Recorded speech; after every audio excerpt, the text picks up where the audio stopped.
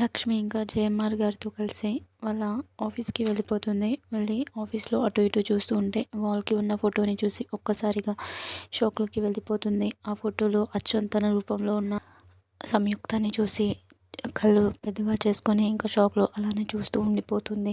అసలు ఆ రూపం తనను చూసుకున్నట్టుగానే అనిపిస్తుంది. తను చాలా ఆశ్చర్యంగా ఆ ఫోటో వైపు అలానే చూస్తూ ఉండిపోతుంది. ఇంకా సంయుక్త వాళ్ళ నాన్నగారు ఇలా చెప్తారు. సంయుక్త తనకు జరిగిన యాక్సిడెంట్ కారణంగా ఇప్పుడు అచేతనంగా హాస్పిటల్‌లో పడి ఉంది అని చెప్పేసరికి లక్ష్మి చాలా షాక్ అయిపోతుంది. ఇంకా తన గురించి మొత్తం చెప్తాడు. నా కూతురు యాక్సిడెంట్‌లో ఇలా అచేతనంగా ఇప్పుడు కదలని స్థితిలో ఉంది అని చెప్పి సంయుక్త గురించి ఇంకా లక్ష్మికి చెప్తే లక్ష్మి షాక్ అయిపోతుంది. వెంటనే సంయుక్త వాళ్ళ ఫాదర్ లక్ష్మిని ఇలా అడుగుతాడు. "నీవు నాకు ఒక సహాయం చేస్తావా?" అని చెప్పి లక్ష్మిని అడిగితే, "ఏంటి?" అని చెప్పి లక్ష్మి తనని అడిగితే వెంటనే ఇలా అంటాడు.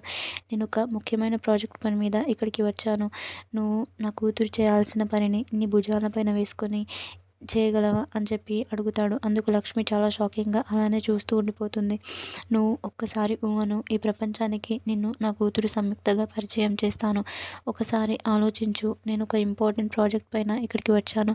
ఒక నమ్మకమైన వ్యక్తులకు ఈ ప్రాజెక్ట్‌ని అప్పచెప్పి వెళ్ళాలని చూస్తున్నాను. నువ్వు ఒకవేళ నా కూతురు సంయుక్తగా ఒప్పుకుంటే ఈ ప్రపంచానికి నేను నిన్ను సంయుక్తగా పరిచయం చేస్తాను" అని చెప్పి ఇంకా జేఎంఆర్ గారు లక్ష్మికి చెప్పడంతో లక్ష్మి చాలా షాక్‌తో అలానే చూస్తూ ఉండిపోతుంది జేఎంఆర్ గారిని.